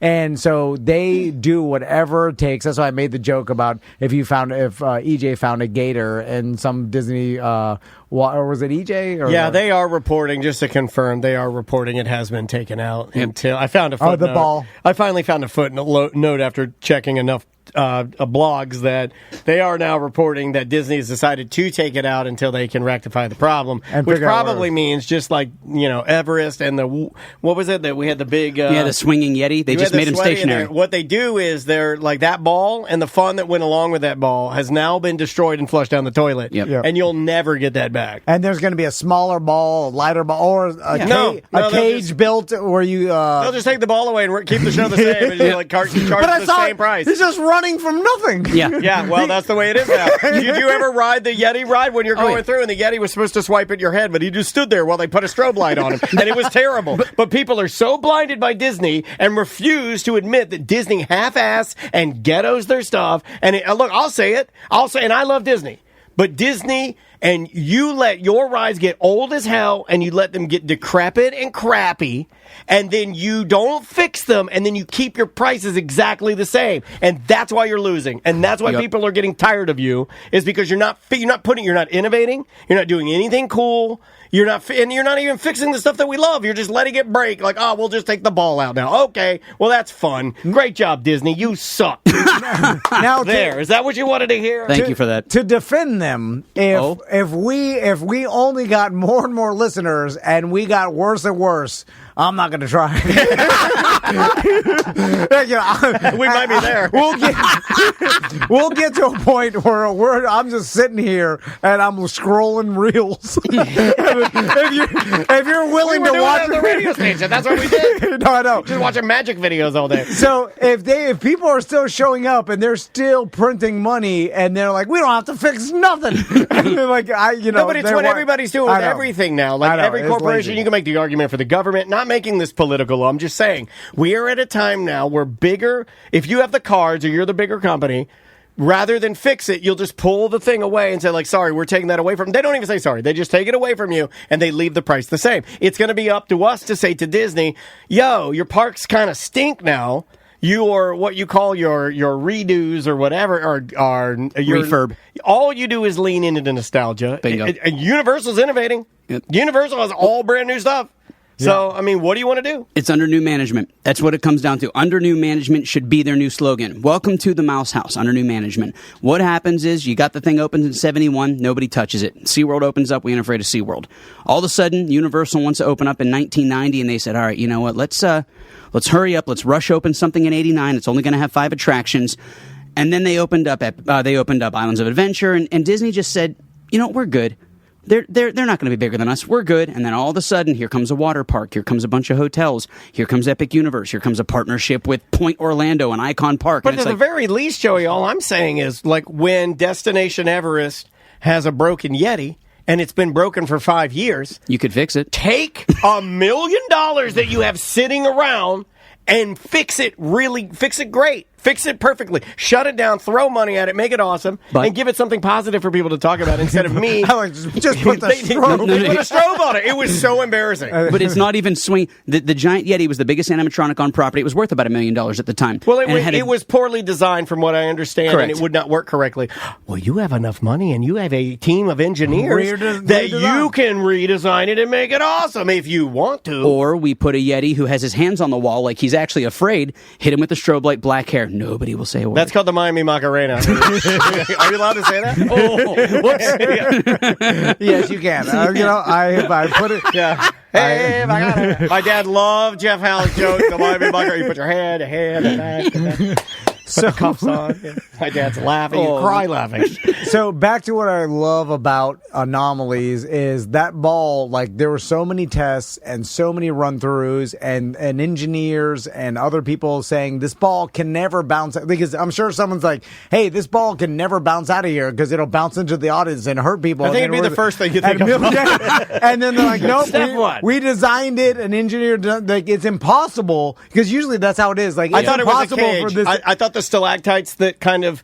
You see when it's on a track? Like it couldn't even fit. Yeah, that's what I thought. Like, it looks to me, like, in knowing Disney the way I thought I knew them, that when you design that, you just design the ball bigger than the track it's on, and that way it looks ominous, but the stalactites hold it inside the track. So what do you think actually happened? Because it seems to me that, and we'll never know because Disney's not going to be like, oh yeah, someone left this door open that bounced off. Or like, if they admit that it was their mistake, then all of a sudden now you're showing negligence. You know what I'm saying? Like, right. and not as just a crazy anomaly. Well, but you have been listening to Mo. You have been listening. Yeah. But something must have happened where all of a sudden it looked like it hit something and then bounced out, right? Like it must have been someone's fault. It did look like it did something that it, yeah, I would say normally it acted in a way that meant that the normality of the way that it's done this over, we figured it out, over 20,000 times, because you have to test these things before you do them. And it did a 1 of 1. I don't know about that. I don't know about that. I mean, how many times can you use your tires before they blow out? Like, at some point, this ball was going to go. Although it deflating, I bet or it's been something, replaced before. As long as that thing's been going, you mean to tell me that's the original ball? No way. No. It could be. Honestly, it doesn't go through that much wear and tear. Is it solidly? Is it a solid, dense foam ball, or is it an inflated foam core? Oh no, ball? it's solid. It's a solid piece of rubber. Yeah, they could gut the middle of it and maybe fill it with packing peanuts. I don't know. I'm just Make it lighter. reaching. Yeah. Well, I mean, they even mention it in the show. Like, this thing weighs 400 pounds. Yes, it's in the show. But it's no cotton ball either. Yeah, They make that stupid joke every It's time. in the show. Yeah. So anyway, it was just interesting to see a situation like that so many of us have seen, and then it goes wrong one time, and it'll never happen again. Like, we saw an anomaly. Oh, that was it. Over since '89, 1 of 1, and we'll never see it happen again. And I actually did. I went further than that. When I saw the video, I'm going through Reddit, I saw the video, I was like, oh, that ride's gone. Like, I was like, well, that experience is gone. In fact, getting hit by a bird on a roller coaster is more likely than this happening. That's pretty funny. Way more. Like, which is crazy. But what else is going on there? You had other things we needed to get to about the parks. Absolutely. One of my favorite shows, one of the funny...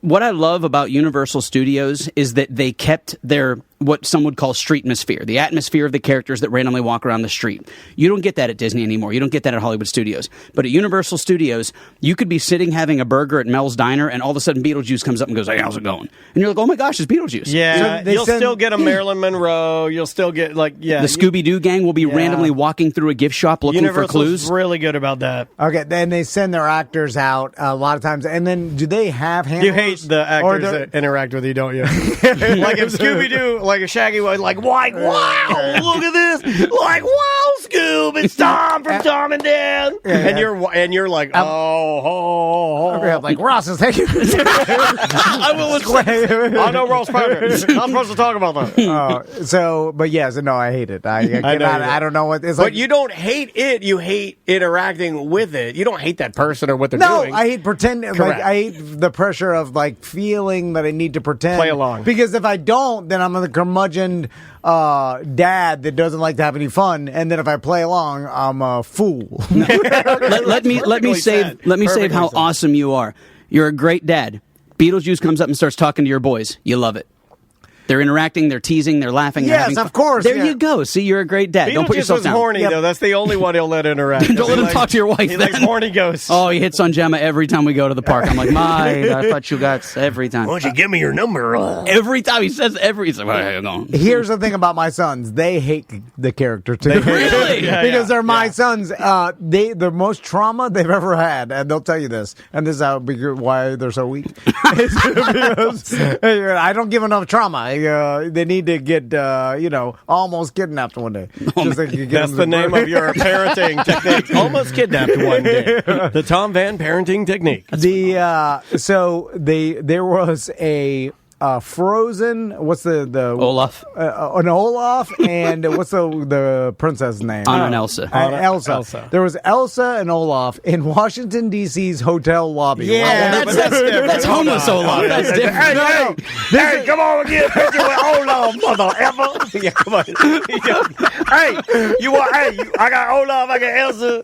I got Elsia. I got who you want? No. Snowman. I got Spider-Man. They were You hired. were dealing with a inner city huckster who was hawking his. No, we want Pac-Man. I got Pac-Man. I got Mr. T. They were hired by the hotel to act, and they were like good quality. Like they must have had like the license from Disney, and they it was a company. And then they were like Elsa looked great, Olaf the whole costume, like, and they were in the lobby. Warm hugs. My sons wouldn't even go down there if they were there. Like they were there every morning at breakfast, and they were run past them. Yeah, they hated. They didn't want them to single them out and be like, hey, because they don't want to interact. They don't want to be singled out. yeah, with them and have the attention of it. So I get it. They're no fun like that. That's funny.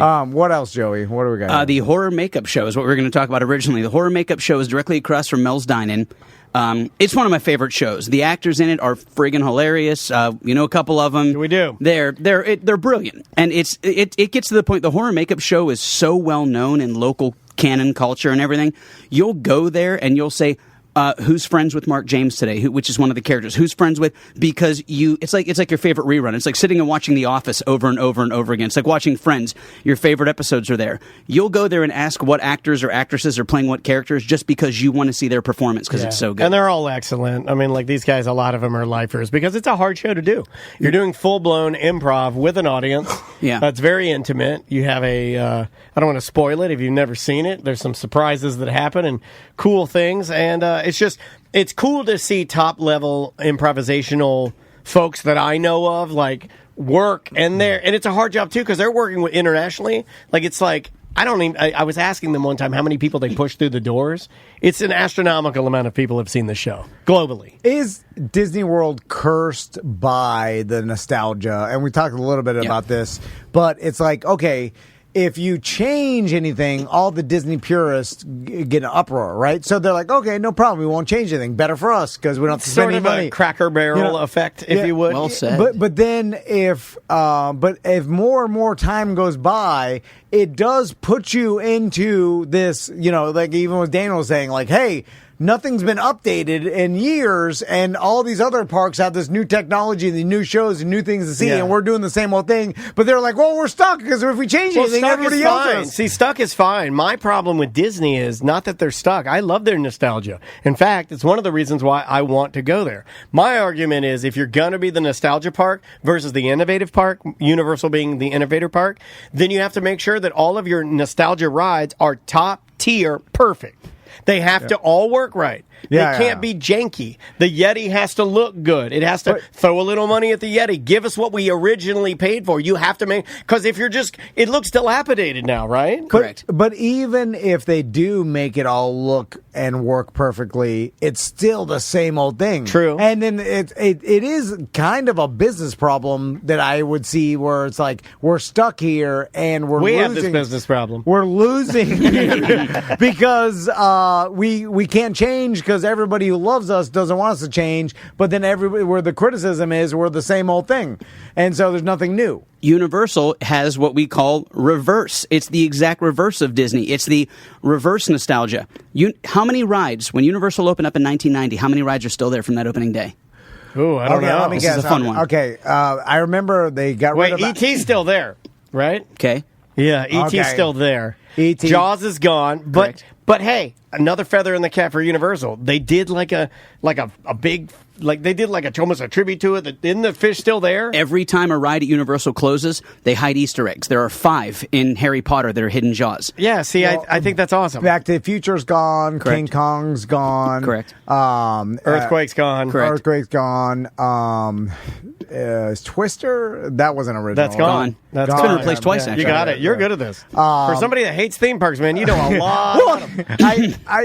My mom took me to all these parks Yeah, when I you've was a been. kid. You know about them. And I've been to them recently with my kids. What's still there? Just one? E.T. Oh, that's it. Think about it. The Jetsones meets the Flintstones was called Hanna-Barbera and presents. That became Jimmy Neutron. That became Minions. Alfred Hitchcock presents became Shrek, became Minions. Ghostbusters became Twister, became Jimmy Fallon.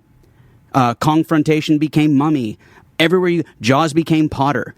Back to the Future became The Simpsons. So everything has been replaced. So Universal's like, look, they're replacing. I heard they're replacing Jimmy Fallon with a Gutfield ride. That was slick. Yeah, I don't know. I thought that was how many original Disney rides are there? Oh my gosh, how much time do we have? Okay, well, like all of them. Like I can name like 4. The Haunted Mansion's definitely original. Correct. They don't do 10,000 Leagues Under the Sea. That's gone. That gone. became Winnie the Pooh's Play Place, which became Seven Dwarfs Mine Train. Okay, they still teacups are still there. Teacups are still there, and they squeak and squeal and sound like is still Princess there. and the Frog. It's a Small World. It's a Small World has been there since '71. Yeah. So I mean, that's Thunder Mountain's still there. Thunder Mountain's not an original. That wasn't built until around 77. Yeah, that was added on. Yeah, but Space Mountain's not an original. That was 75. 75. What was their original roller coaster? Nothing. So nothing. Yeah, the future world, there used to be a bucket train, a bucket in the sky that would take you from Tomorrowland to where the Rapunzel bathroom is. That sounds awesome. So, they had to get rid of it because kids were throwing water bottles out because kids are bastards. I like riding Splash Mountain, and then I'm like, these crows are racist. And they're like, who the hell does that? Those are the only 2 thoughts I have on that ride. I say, these crows are racist, and I hope that mom's top gets wet. Go Brazil. But it is interesting, to what end? You know what I'm saying? Like, how long do they keep these? Their way out? What is their way out? I don't know. There may be no way out. There is a way out. Disneyland figured it out. They said, all right, we got this ride. It's a Small World. It's been here since about 55, 56 when we opened. We're not going to tear it down. Only white doll. I love you. Yeah, no, but instead of animatronic wiggle monsters, we're going to put, Morocco. Let's put the genie there. The UK, Alice in Wonderland goes there. So you still get your animatronic wiggle monsters, but you get characters from Disney movies. So now instead of it becoming 7.5 minutes of somebody kill me, it becomes 7.5 minutes of, I remember that movie. Morocco's got Aladdin. It's got what's his name? Killed himself. Robin Williams. Yeah. So Morocco's got Robin Williams. Yep. Nothing says Morocco like Robin Williams. That's true privilege.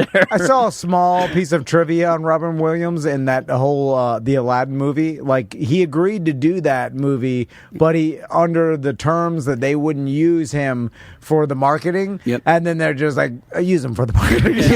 They're just straight up did not honor that deal. And then I did not know that. So he didn't come back for the second movie because of it. Yeah. But he did come back for the third one.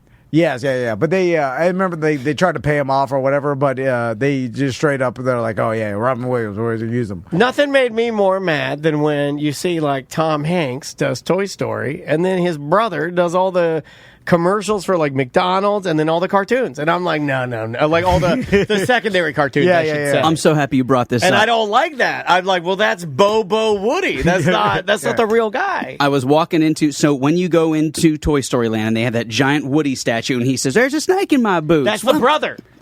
I was walking past and I go, the family I was with, the kid goes, Toy Story is my favorite movie. I said, oh, you're going to love this land. We walk past and he goes, there's a snake in my boots. I go, check it out. That's Woody. He goes, it sounds nothing like him.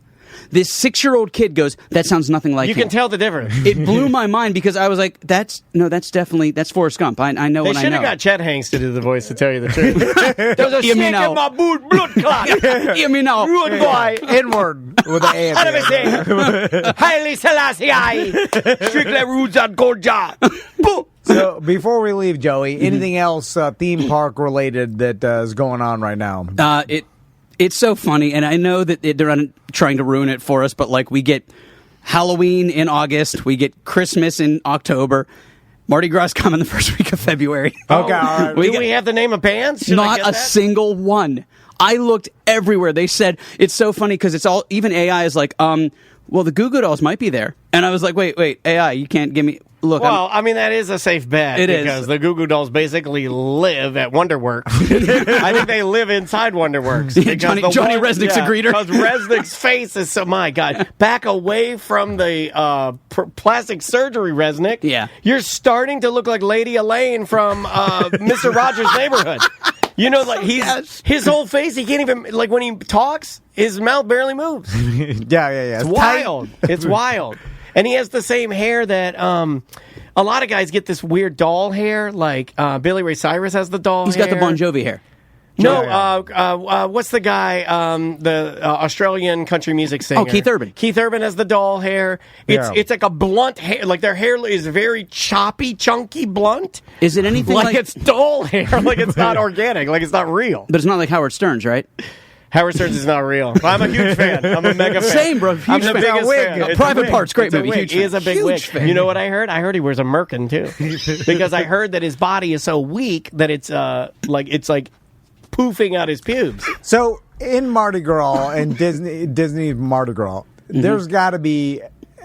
How many times has some mom flashed or has that never happened? That's had to happen one time, right? You think, even whenever I go to, because Universal does Mardi Gras right, they do the whole parade and they throw the over 100,000 beads. And, and you can always, the teenage boy in me is like, all right, who's been day drinking? Who's been day drinking? Yeah, because that's been always a thing at Mardi Gras with the beads, and someone had to have done it before. Well, I'm sure there's. You know how they killed that? And I have a theory about this. What they did was, and it's very sinister, very sneaky way to kill the horniness that is beads for boobs, is they started implementing kids. They're like, oh, throw the beads to kids only. Well, there's no way in hell that any moms or any dads are even going to execute anything that's actively horny in front of kids, because we want to be appropriate. And most people across the globe are nice. Like most people, like I know that what the internet wants you to believe, but most people are. It may have never happened. And they don't want to insult your kids. So I think that naturally, just when they all they had to do is say like, hey, throw the beads to kids only.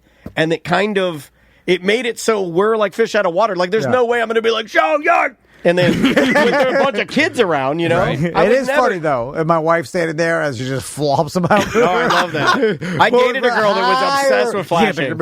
I dated a girl that loved flashing. Loved it. You know, that will Loved be a it. thing we'll tell our kids, like, did this happen? And they'll be like, what? Because it's just gone. That flashing, I mean, of course, it still happens rarely, but because of the advent of cell phones, but it's out of our society. I think people should start flashing their genitals.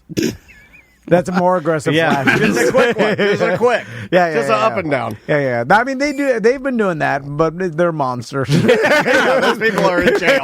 Most of those people are in jail. All right, Joey, where can people email you if they want to take their family on a VIP tour? If they want to hang out, talk nerd, they want me to help them book the right hotel, they want to know what's the thing to do, I am at the Joey Mazant on everything social media. You type in my name, it comes up. There you go. So I will make the proclamation this year that I am going to hire Joey to take me and my sons, and I'll maybe bring my wife, but she's going to be mad that I'm there.